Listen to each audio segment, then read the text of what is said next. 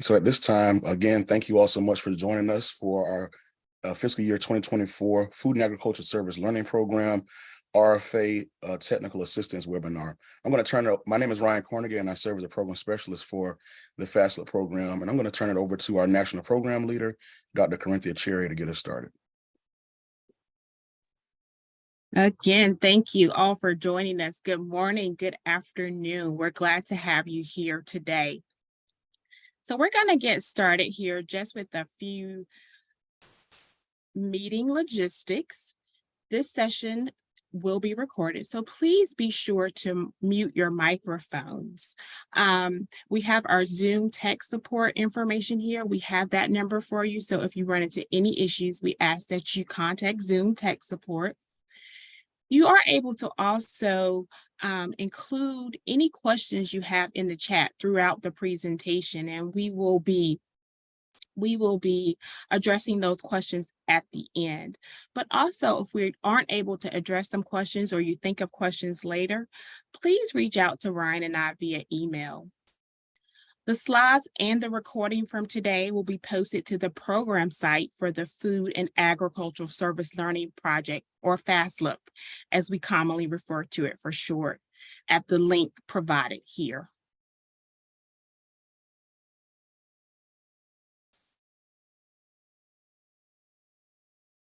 So this is NIFA's non-discrimination statement.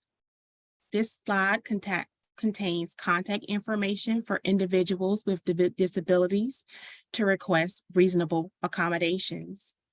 Please note that language access services will be provided to limited English proficient individuals upon request. And anyone wishing to file a complaint can utilize the phone number, fax number, or postal mailing address listed on the slide. So you've briefly met Ryan Cornigan. He is the program specialist for FASLP, and we work together to administer and support the FASLP program. My name is Carinthia Cherry, and I serve as the national program leader. We both work within NIFA's Institute of Food, Safety, and Nutrition. Our contact information is provided. If you have any questions, please don't hesitate to reach out to us. So let's go over the topics we will cover today. We'll start with a brief overview of NIFA and an overview of the Food and Agricultural Service Learning Project, FASLP, and then the request for application details. We'll move into the proposal evaluation process, which is very important, and followed by additional information or resources. And we're going to end with a question session. And again, please, if you have any questions, contact Brian and I via email. So first, the NIFA overview. The National Institute of Agriculture, NIFA, is the extramural science funding agency within USDA's Education and Economics, within USDA's Research, Education, and Economics mission area. NIFA invests in and supports initiatives that ensure the long-term viability of agriculture. NIFA provides funding and strategic leadership for programs that ensure groundbreaking discoveries and agriculture-related sciences and technologies reach the people who can put them into practice. You are the people that we serve, and thank you again for joining us today.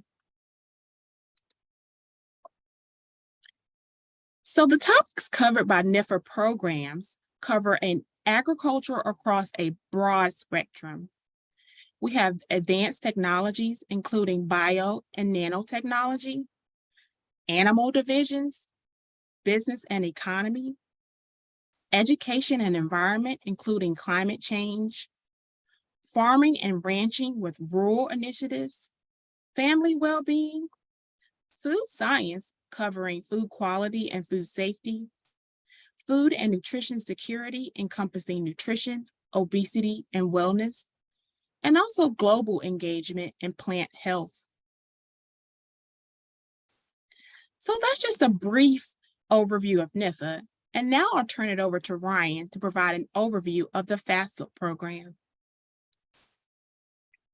Thank you so much, Dr. Cherry. I do want to notate here for you all, for your use, if you look in the right-hand corner of a lot of the slides that we'll have here today, it will reference a page in the RFA that you can go back to directly and see the information that we're sharing here. And you can cross-connect and see where you can go to find any resources that we share with you today. So first, to share with you the purpose and priorities of the FASLP program.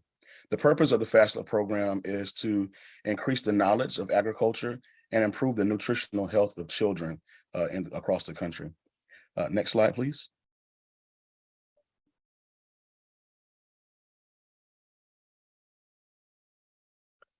To continue on and share a number of the primary goals for the program, these include to increase the capacity for food, garden, and nutrition education within host organizations or entities and school cafeterias within the classroom. The goal of the program is also to complement and build on efforts of the farm to school program that is a big focus of the food and nutrition service, and also to complement efforts by the Department of School Food Authorities to implement the school lunch programs established under the Richard B. Nelson National School Act and the school breakfast program as well. The goal of this program is also to carry out activities that advance the nutritional health of children and nutrition education in elementary schools and secondary schools, as those terms are defined in Section 9101 of the Elementary and Secondary Education Act of 1965. And another goal that we like to share that is a primary goal of the FASLP program is to foster higher levels of community engagement and support the expansion of national service and volunteer opportunities. Next slide, please. Some of the highlights of the FASLP program include bringing together stakeholders from distinct parts of the food system to be able to build up and increase the capacity for food, garden, and nutrition education within host organizations or entities like school cafeterias and classrooms. These some of the highlights are also that this program helps to foster higher levels of communication between farmers, and elementary and secondary school systems. This program also helps to improve access and quality of school meals for underserved children and decrease food loss and waste. And lastly, another thing that we like to highlight is that this program develops leadership skills and knowledge and qualities to prepare students for food and agricultural and related careers. Next slide, please. So to share a bit more of the purposes and priorities, continue here, and you can also find some of this information in the RFA on pages 8 through 9. This program must involve underserved rural or urban communities and facilitate a connection between elementary and secondary schools with agricultural producers in the local or regional area. This program is also encouraging applicants to incorporate food loss and waste efforts in the development of proposed projects. And also we are encouraging applicants to seek and create partnerships with public or private, nonprofit or for-profit entities, including links with academic institutions, including minority-serving colleges and universities, and or appropriate professionals, community-based organizations, school districts, and local and state government entities. Next slide, please. So eligibility, you can find this information on page 13 of the RFA. Eligibility for the FASLP program includes state agricultural experiment stations, colleges and universities, university research foundations, other research institutions and organizations, federal agencies, national laboratories, private organizations, nonprofit organizations, foundations or corporations, individuals, or any group consisting of 2 or more entities described within this description here. And also eligibility requirements are limited to the applicant. Project partners and collaborators need not meet the eligibility requirements. And so any partners that you have, as long as you as the applicant are a part of that eligibility as described here, that will totally be fine for the application to be processed through. Next slide, please. And now I'm going to turn it over to Dr. Cherry to share with us about the application changes from the previous year. Thank you, Ryan. So just a couple updates for FY24. FASLP is competing one technical assistance grant award, and I'm going to provide more information about that later. But I just wanted to highlight this for you before we get into the nitty-gritty of the types of projects and grants. FASLP project grantees will cooperate with the FASLP technical assistance provider for activities offered, such as identification and development of common FASLP metrics, participation in annual face-to-face project director meetings, sharing of best practices, networking across FASLP projects, and development of stakeholder project reports. This RFA also includes revised program descriptions, including a food loss and waste reduction component.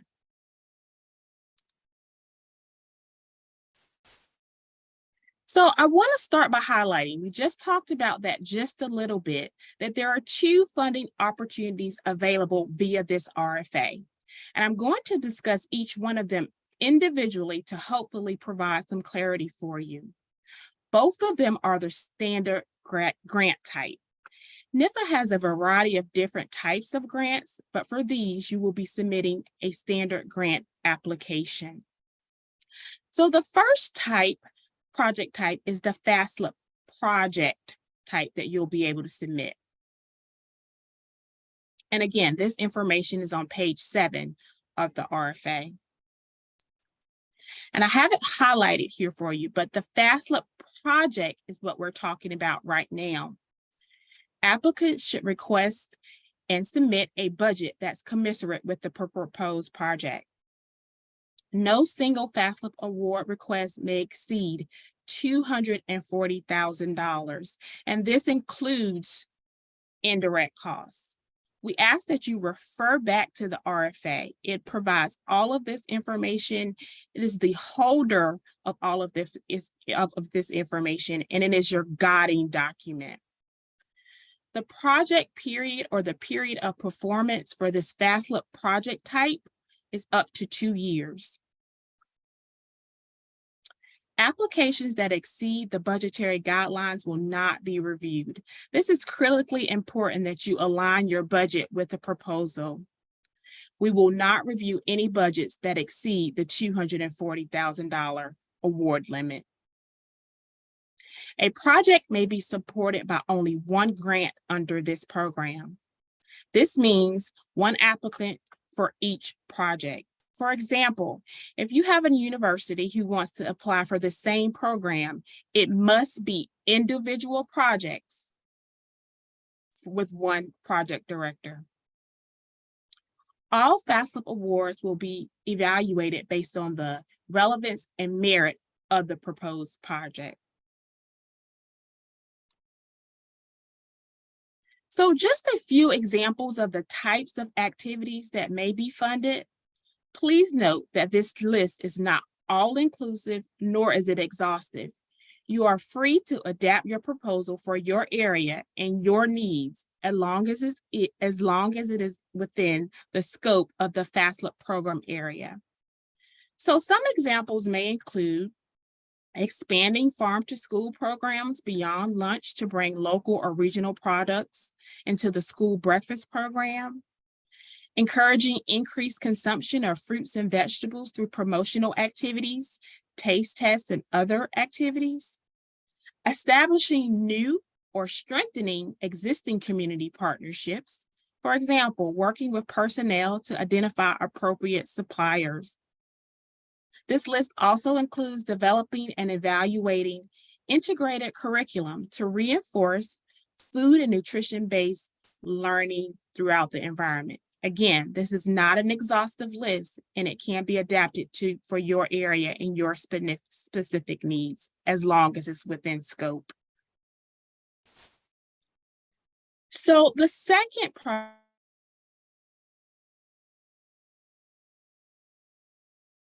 submit a standard grant type application, but this is for the technical assistance.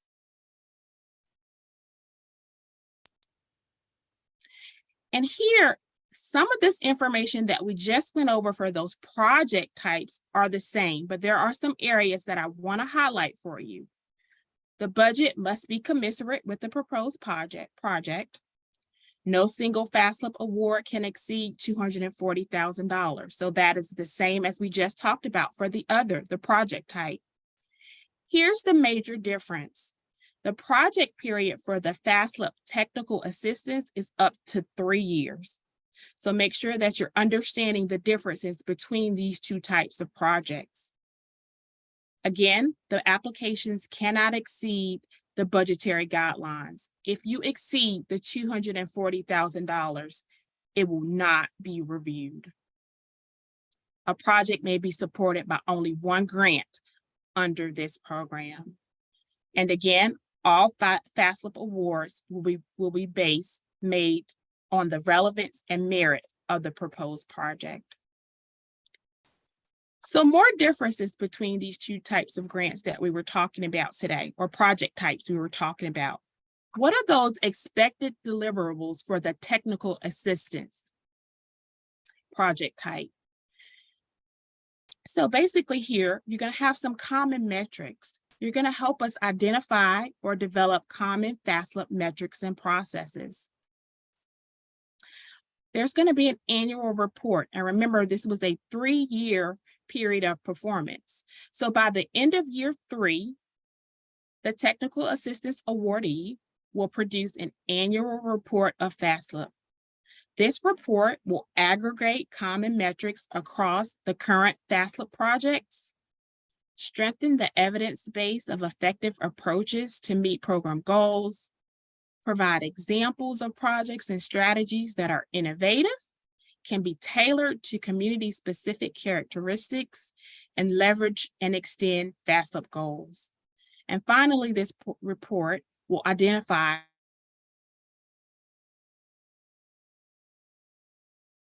assistance is providing support to and across those FASLP project areas. And this is reviewed on pages 10 and 11 of the RFA. Additional expected deliverables for the technical assistance project type. There is a project directors meeting, and the technical assistance awardee will collaborate with organizers of community nutrition project director meetings to ensure that FASLP needs and interests are met. In terms of capacity, the technical assistance awardee will facilitate strengthened relationships among FASLP grantees. They will also ensure that food loss and waste is included, and that data is aggregated as an integral component of FASLP. And they will provide technical assistance to FASLP project awardees as needed.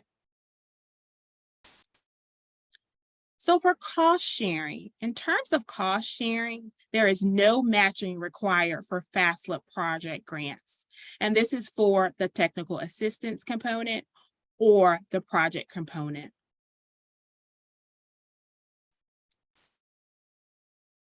So application details and documents. This is where we really want to make sure that you're focused here.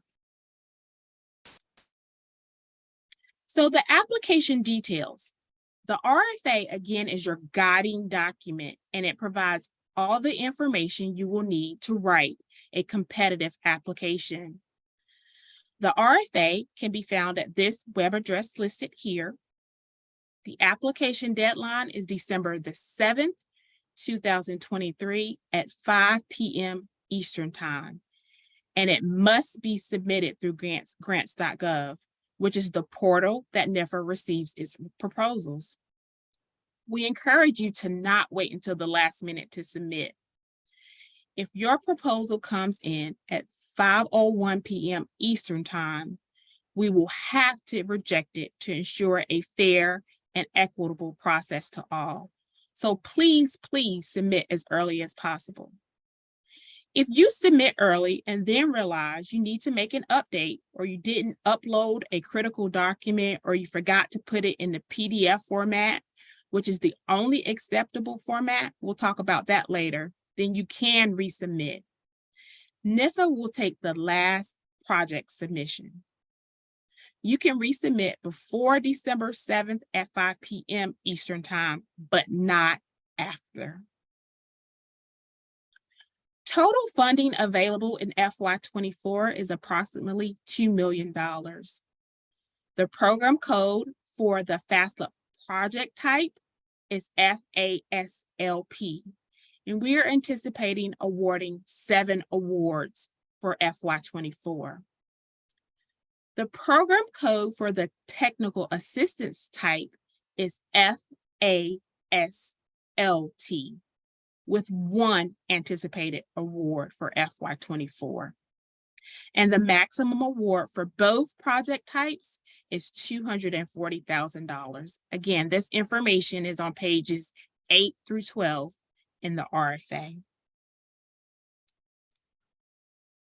So what are the key documents that you need? Your project summary, your project narrative, and the other attachments listed here, the key organizational support, appendices, your logic model, data management plan, a fiscal agent letter if necessary, and other documents. And the NIFA grants application guide is a great reference, and we'll talk about a little bit about that more later as well.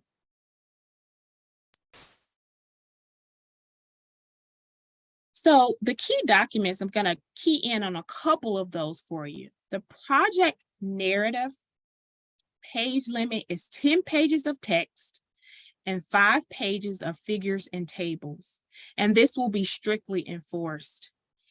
Any proposal that has a project narrative that exceeds the page limit will not be reviewed. Font should be 12 point and no smaller than 11 point in tables, and using Times New Roman. Within those 15 pages that you have, remember there's 10 pages for your project narrative and 5 pages for figures and tables. You could have the following components, and you want to make sure that you include these items. Listings of headings of information is required.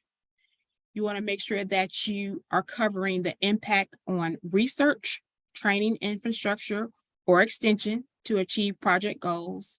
You want to talk about cooperation and institutional involvement. Also make sure that you have a project timeline. And again, we want to reiterate that applications exceeding the page limitation will be returned without review. So make sure you're within those page limits. So I'd like to highlight a couple of areas that we often get questions about. First is the logic model. The logic model is a conceptual tool for planning and evaluation.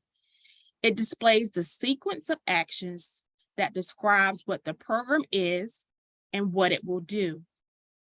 It is a systematic and visual way to represent and present and shares an understanding of the relationships among resources available to the program to operate.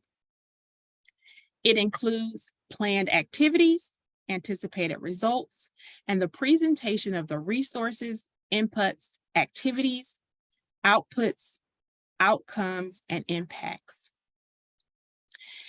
Examples of a logic model can be found at the resource link listed here, and this link is also available in the RFA. Please refer to pages 17 and 18. Another area that we like to highlight is the data management plan. A data management plan includes the expected data type, data format, data storage and preservation, data sharing, protection, and public access, and roles and responsibilities of those involved in data sharing and collection. So we get some questions about what does this mean? What kind of data are you talking about? And so particularly for FASLP, the types of data that you might be sharing are amounts of food you've distributed, number of children and schools that you reach and things like that. There's also a link here, a resource link here to data management plans with examples. And again, these links can be found in the RFA as well.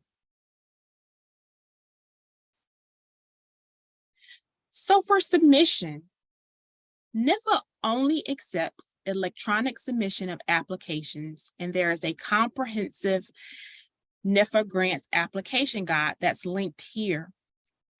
Grants.gov is not a NIFA program, so we may be limited in the technical assistance that we can provide, but the guide is very helpful in terms of submissions.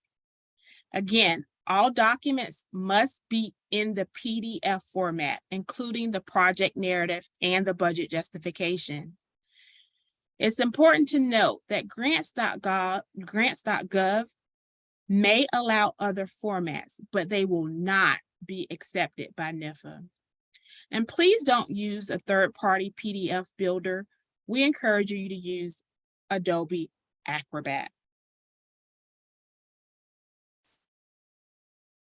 So what's the evaluation process look like once you've submitted your proposal? For the evaluation process, NIFA convenes a panel of experts who will review your proposals. We put together a group of your peers and work with a panel manager to help with this review process. Reviewers typically review at least 3 projects, and each reviewer will write an individual review of your proposal, identifying strengths and weaknesses. These written reviews are then used to begin a panel discussion with other reviewers serving on the review panel. Through these discussions, peer review panelists come to consensus on the final rating and ranking of proposals. Evaluation criteria. All portions of the RFA are important, but I want to highlight the evaluation criteria as these are the directions that are given to the reviewers who evaluate your program. So you may want to make sure that you're tailoring your application to ensure that you're capturing this critical information. In terms of where you can locate this evaluation criteria in the RFA, it's on pages 9, 11, 21 through 23.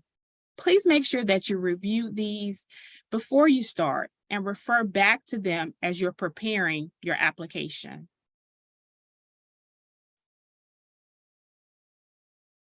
So this is the abbreviated version of that evaluation criteria. Make sure that you're reading page 9 and specifically highlighting bullets 1 through 8. And this is for the application requirements for your FASLP project grants. Remember, we have those 2 different types here. So page 9 will go over the FASLP project type. Then refer to page 11, bullets 1 through 10, and read this carefully for applicant requirements for the FASLP technical assistance types. Other things you want to make sure that you include: reviewing these information that's in the RFA as your guiding document. You want to make sure that you have no fewer than 3 letters of support. We talked about your logic model. There are some examples there for you in those resource links. And also make sure that you include the data management plan, and that link with resources is available for you as well. Also, make sure that you read pages 21 through 23 for evaluation and the proposal requirements. So the timeline of competitive programs: the request for applications, the proposal writing and planning, and the proposals due, that takes about 1 to 2 months. And then for the second, about 2 to 3 months time period, we have the proposals are under peer review. So your peers are reviewing your proposals during this time period. And this is also when the proposal funding notification happens. So this is about 2 to 3 months after submission. Then 1 to 2 months after the proposal notifications go out, the awards are finalized and made. So on average, A competitive program takes about 3 to 5 months from the proposal due date to an award being made to an institution. We will keep you updated as much as possible, but we do appreciate your patience. But please reach out to us if you have any questions during the process, and we'll try to keep you updated. And finally, additional information for you. So there are a couple links here that we have to what we're calling the NIFA Data Gateway. And this is to help you find previously funded awards. And this link at the bottom here will show you recently awarded FASLP projects. So that might be an area that you want to refer to too, but you can look at this data gateway to find all the funding, all the funded projects related to FASLP and other program areas as well. So this is a great resource for you to use moving forward.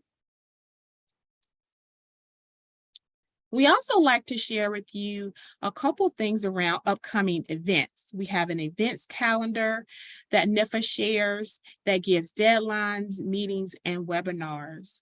And we also have a calendar that gives you information on RFA releases. So this is also a great tool for you to have as well. So you can keep track with when is this RFA potentially going to be released, and they keep this updated very frequently. So this is a great resource that you might want to bookmark for future reference.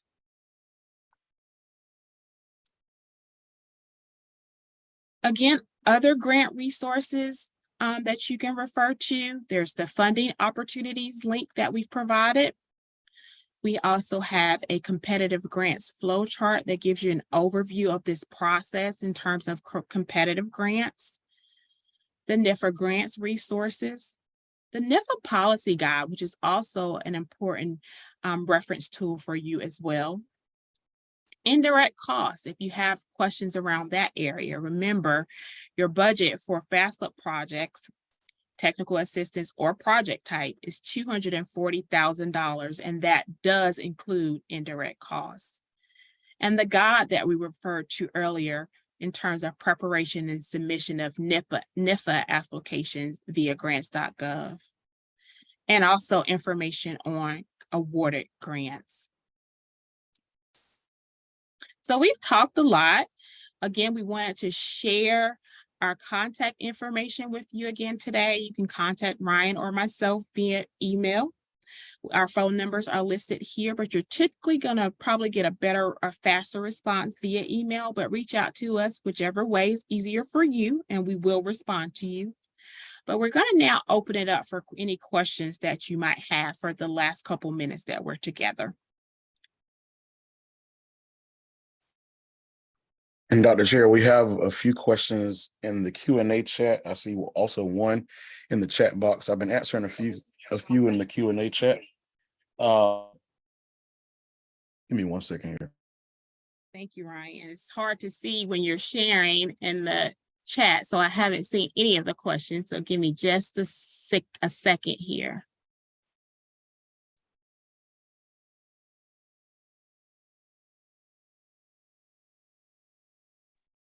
Yes, and I'll share those questions with you, Dr. Cherry.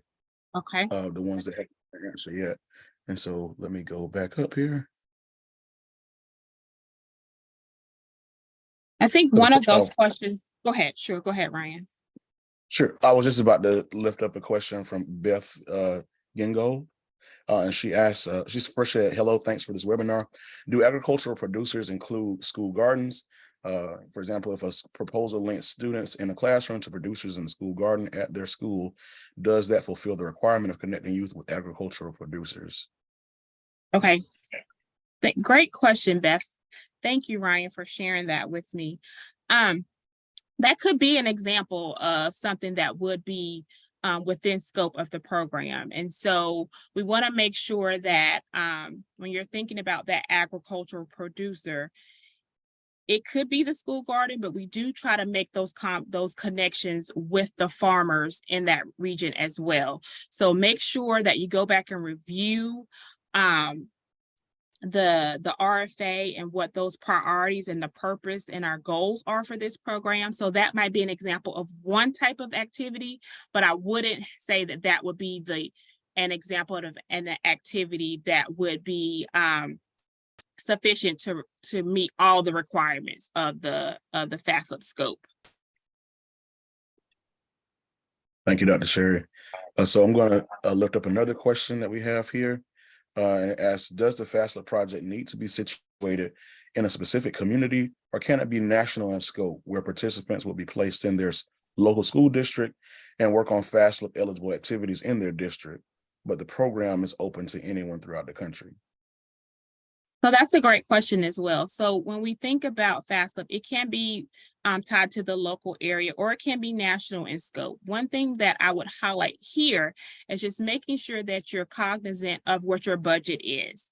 So can your budget actually support a national level program in terms of what you're proposing that could be done? So think about it in a variety of different ways. Can your budget of the $240,000 maximum support a national program in terms of what they're able to do? If you can develop a competitive application that does that, then I think that would be appropriate, but that would be evaluated based on the evaluation criteria in the program and what's submitted in your proposal. Thank you so much for that, Dr. Cherry. The next question I see here is, are schools required stakeholders for FASLP projects? And also, does the 1.5 spacing rule apply to tables and the logic model? So schools would be could be a stakeholder that is, and you think about what our priority areas are, or what our priorities are for this program. So you want to refer back to that. And so are we including those school cafeterias and those classrooms? How are you encompassing those program purposes and the primary goals of the program and what you're doing for this? So remember, our ultimate purpose for FASLP is to increase the knowledge of agriculture, improve nutritional health of children. So how are we increasing that capacity? Is it through that school? So think about that community engagement, whether it's through the school system or other programs. But yes, I think that schools are a required stakeholder in terms of how we're building capacity. And I would like to add just a piece on that as well, Dr. Cherry. Just to kind of give a little insight from previous projects that have been funded under the FASLP program. Many of them have, of course, connected with many partners in the community, some specifically with after-school programs. And so ensuring that you are reaching those specific outline priorities is really the main piece. So as long as the proposed project that you give tackles each of those proponents, it should be a competitive application. So as Dr. Cherry said, going back to those components of ensuring that it's tackling the issues of connecting with school cafeterias and or classrooms. But even if you have connections with entities or partnerships with entities that are even after school programs, however you propose a project to integrate all those pieces can make it potentially better. Thank you, Ryan. No problem. Next question is, can you tell us what is an allowable cost for equipment? We are trying to create a commercial kitchen for students to utilize during their activities at our location. So again, when we evaluate, when the panel evaluates your program, those will be the types of items that they're looking for in terms of allowable equipment costs. Is it reasonable that the cost that you've submitted for are reasonable under the FASLP priorities? And when you're thinking about creating that commercial kitchen specifically, how does that tie back to our priorities? You said that's for students to utilize during their activities at our location. So I think it's going to be critically important that you describe that in your project narrative and you link that to the scope of the program, but we don't have what we don't have what we're listing here as a types of examples of allowable costs for equipment, but as long as those costs and that equipment can be justified, they're reasonable, and they're tied back to the scope of the program. And another guide that I would refer you to is related to the NIFA policy guide as well, and that will give you some additional insight into the types of allowable costs for equipment and what they may look like, but making sure that those costs are reasonable and justifiable in terms of scope of FASLP. Thank you, Dr. Cherry. The next question is there a cap? Is there a cap or max percentage of the project budget that can be allocated to project staff? Can new hires be budgeted in to increase capacity to deliver? So when you're thinking about your project budget, you want to make sure, because again, that's going to be evaluated by the panel as well. So if you're kind of put on a reviewer hat is what I would say. So if you're submitting a proposal and it is primarily focused on staff or allocated to project staff and not deliverables for the program, think about how that may be reviewed. So that's going to be the thing that I would say for that question, is to make sure that you're looking for you're looking at your budget in terms of how are you actually delivering the program, and maybe not just covering staff salaries and things like that. So that would be the consideration that I would offer for you when you're developing your budgets. How are you actually able to deliver the program and those activities that you're able to fund using the dollars that you are awarded? Thank you so much, Dr. Cherry, for answering that one. I have the next question I have here is if we can offer more information on our logic models. I'm going to actually share a link here in the chat to some of our NIFA resources, and you can go directly here to see some of our information and guidance on logic models. The next question I have is, so for budgeting and timeline, should we choose a start date around April 1, 2024 or May 1, 2024? This is important for planning alignment with school years.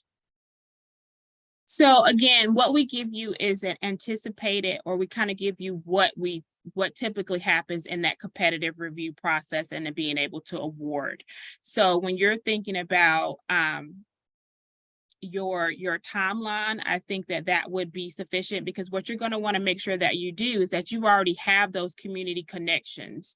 If you're thinking of starting in the fall of 2024 for your programming to begin. So yes, I think that would be reasonable. When we're looking at the timeline, we're just looking at one of the things that we primarily look at is, can this be accomplished in this 2-year period, or is this something that's reasonable for the timeline that they have provided? So we leave that to you to say, these are the items that we want to think about when we're starting to do that, but is this reasonable given the time period that they have put forth for us? So that is an important consideration when you're thinking about the school year. For fall 24, if that's what you're looking at, you do want to make sure you have that timeline in place that supports that. Thank you, Dr. Cherry. The next question is, can I apply as a university research institution? We have a developed researcher team and are looking for development and research projects like yours. If you don't mind, Dr. Cherry, I can just share. I'm going to put the eligibility requirements here in this answer for you specifically. University Research Foundations are eligible to apply for this if they are a University Research Foundation, but I'm going to actually share the eligibility requirements here again with you. And while I'm typing that, I'm going to take us to the next question, Dr. Cherry. And the question is, do you anticipate that the RFA will change for the fiscal year 2025 applications? So if you refer back to the RFA, what you will see is that we have FY24 and FY25 in there. So what will happen is that we will publish the RFA, and if there are any updates, like you saw updates that were from the slide that we had in our presentation today that had updates for FY24. So we're anticipating that the funding will be the same for FY25 with that $1.9 million. If there are any updates or changes, that will be in the RFA, and we'll share that as a part of the technical assistance webinar that we provide next year. Thank you so much, Dr. Cherry. The next question I have here is the apply button on the grant announcement and grants.gov does not work. What might cause this? Or is the project application workspace not open yet? I could just kind of take this really quick, Dr. Chair, if that's okay, and please add if you would like to as well. If you are having any specific issues in the grants.gov workspace, the application is open in grants.gov. So if you're experiencing any issues, please reach out to the grants.gov help desk specifically. Unfortunately, we are not able to assist with any grants.gov website issues, but if you reach out to their help desk, they should be able to assist you in getting access to apply or any issues that you might be having with the apply button. Would you like to add anything to that, Dr. Cherry? No, I think that's good. That is not an application that NIFA manages. So again, we have limited technical assistance that we could provide. But if you continue to have repeated problems, make us aware of that so we'll know if there's something that we need to do on our end in terms of making sure that you're able to apply. But really, it is a grants.gov technical support issue that we're looking at right now, probably. Awesome. Thank you, Dr. Cherry. The next question looks like a response to one I answered earlier, but the question is, can a PD serve more than one project application? For example, if a project is accepted by an academic organization and another accepted by a nonprofit, can the PD serve both of these projects? Unfortunately, under the FASLP program, no, you cannot serve under two projects as a project director. These would have to be totally separate projects or totally separate project directors in that case, to specifically make sure that there are no duplications of effort across these programs, and also looking at the ability and functionality of the bandwidth of a project director is another thing that we look at NIFA, and their ability to actually complete the project. And so that, please keep that in mind as you are applying as well. The next question that Dr. Chair, did you have anything to add to that one? I'm sorry. No, that's sufficient, Ryan. Thank you. No problem. Next question is, with whom should the letters of support be addressed? Dr. Chair, do you have any specific comments on that one? No, I mean, so typically you could, if you feel like you need to put a name or address, you could put it to either the program leader or just to the program to whom it may concern. Is sufficient for us in terms of making sure that we are aware that it's a letter of support, but there's no specific person. It doesn't have to be addressed to myself or Ryan, but it can just be to whom it may concern, and that would be sufficient for us. Thank you, Dr. Cherry. The next question is, if you have several locations in different states, can you submit separate proposals for the individual locations in those states? I'd like to take just a quick note here, and Dr. Chair, please hop in as well. If there are separate proposals and from separate states, there will also need to be separate project directors as well from these entities, as I shared earlier.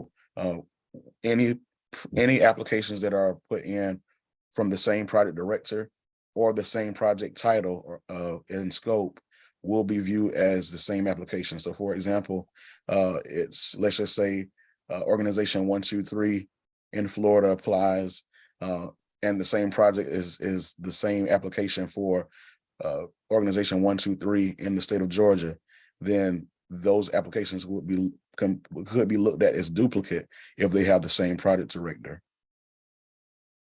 Anything you want to add to that, Dr. Cherry? No, I think it kind of goes to that next question, the second part of that next question as well, that I think we've addressed, Ryan, in terms of if we have two different project sites with similar but slightly different activities to accommodate the specifics of a community, is that allowed? So you want to make sure that you have different project directors and that they are not duplicating efforts there. Thank you so much.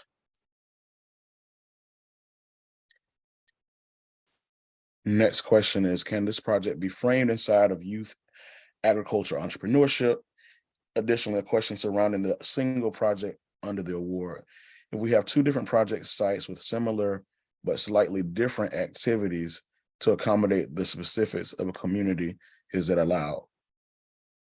Yeah, I think that goes back to that other question. You can look at it in terms of it. So I'll take that in two parts. So can the project be framed within inside of youth agriculture entrepreneurship? That could potentially be an option. But again, you want to make sure that you're within scope of how the purpose and priorities of FASLP. So that would be what I refer you back to for that part of the question. And that second part of the question, I think Ryan addressed in terms of making sure that there's not a duplication of effort and that we're having different project directors for these programs and that they're not doing the same thing in terms of delivery of those activities for that program. So again, having those different project director, the project director is going to be key there. Right. And just to kind of add some into that too, Dr. Chair, just in case, because as I'm reading this, if this is one project and you have two different sites in that project, it is totally fine if they do two different things from school A to school B. That is totally fine. However, as Dr. Cherry said, if you are speaking of having two different applications with two different sites, then you definitely need to make sure that there's no duplication of efforts and that the project directors are separate. Next question is, are participant stipends an allowable cost? So again, I will refer to that one is the reference that I would use there is the policy. NIFA policy guide is a great reference for that. But thinking about sustainability is one of the things that we'll probably be looking at when we talk about participant stipends and how that is incorporated into your program, and also looking at again, is that justifiable? Is it reasonable in terms of what that stipend is in terms of the purpose and scope of the program, but also the purpose and scope of the stipend, thinking about sustainability and whether or not that's a reasonable amount as well. But also refer to the NIFA policy guidelines. Thank you so much, Dr. Chair. The next question was, will the slides and recording be sent out to registrants? And that, to answer that question, these will be posted directly on our FASLP webpage, the recording as well as the actual presentation itself. And so you can, we'll share that back in the chat here as well. You can go back to our webpage and find this information within within a week or so after the presentation, if not earlier, to make sure that you can go and access the presentation as well as the recording. The next question we have is there a possibility that a government shutdown would change the application deadline, or will it be submitted through the same grants.gov regardless of any possible shutdown? So NIFA is operating as usual and we are operating as normal under current operating procedures. If there is something that will be to be discussed later, that will be provided. But at this point, we are operating under normal operating procedures. Thank you, Dr. Cherry. This next question was around, you answered this question earlier. I think someone may have missed it, but they asked again if schools are a required stakeholder for the projects. And the answer for that is to make sure that you go back and look at the scope of the project and what the priorities and the purpose of the program are in the RFA. As long as it meets the criteria and directives of what is asked for in the RFA, then yes, if that involves using the school, making sure that this project is connected to school cafeterias and our classrooms, then this may be something that you definitely want to look at as you're building your project. And as far as for the 1.5 spacing rule, for tables and logic model. Dr. Cherry, would you like to answer that question? Yeah, so that would, when we were thinking about that, go back to the RFA and remember that applies to our tables and our budget narrative and our narratives as well. So make sure that you refer back to the RFA specifics in terms of that. But yes, that 1.5 spacing applies to our tables and figures. Thank you so much, Dr. Cherry. The next question is, are there stipulations about the amount of effort the PD should request in terms of salary support? So again, you want to make sure that the amount of effort that the PD is providing is sufficient to support the program. And if for example, if you are a PD on a variety of different programs, not all FASLP, because you can't be a PD on more than one FASLP program, we want to ensure that that sufficient effort is given to the programs that you are supporting. So we don't have any specific stipulations that we can provide today. Thank you so much, Dr. Cherry. And I'm seeing a few more questions here, but I believe these questions have already been answered on here as well. But I would like, let me see, there's one question in the chat. And the question was, do schools need to be included as among the project stakeholders? We just answered that question as well. At this time, I believe all questions have been answered, but we would like to open up the space to see if there are any other questions before we close out.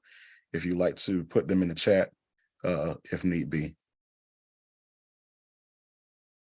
Any last questions?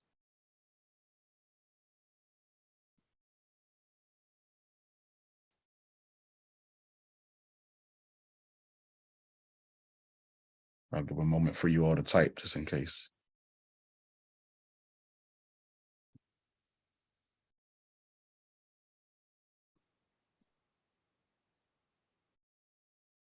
No problem. You're welcome.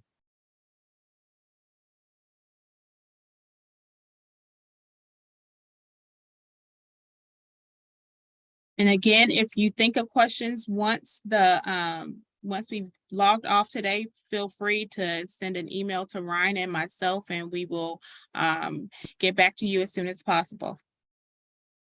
Yes, and I do see one hand up. I believe this is Gizitu Tishon. Please forgive me if I pronounce your name wrong, but if you have a specific question, would you mind typing it into the chat or the question box for us, please?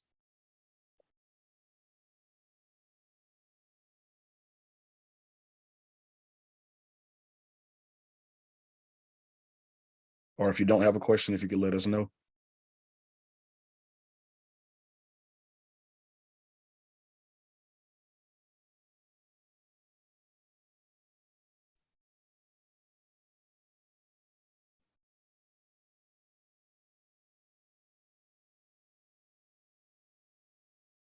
Not hearing anything, Ryan.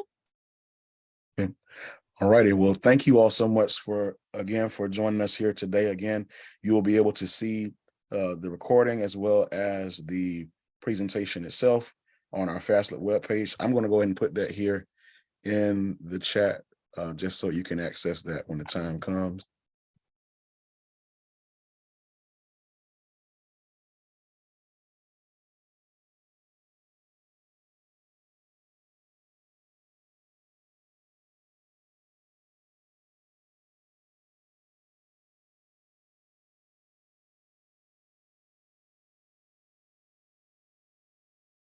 And I'm going to also link here our FASLP page itself so that you can find information on the program if you haven't or not already visited this page.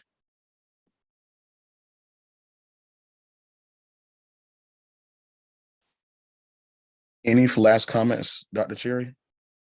No, again, thank you for joining us today. Did we have another question, Ryan?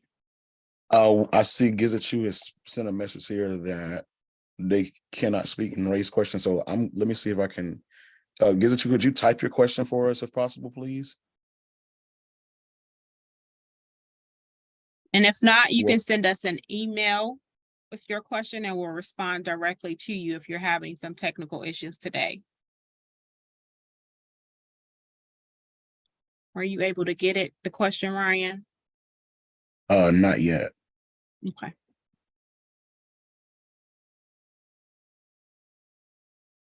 They asked if they could join the, let me see if I can lift them up to be a panelist. What we probably may need to do, Ryan, is just reach out to them individually afterwards. Okay. I think that might Sure. be the best way for us to go. Sure. If we can put our emails in the chat here. Yes. We'll put our emails in the chat here for you to reach out to us. But again, thank you all so much for joining us this afternoon. We really appreciate you.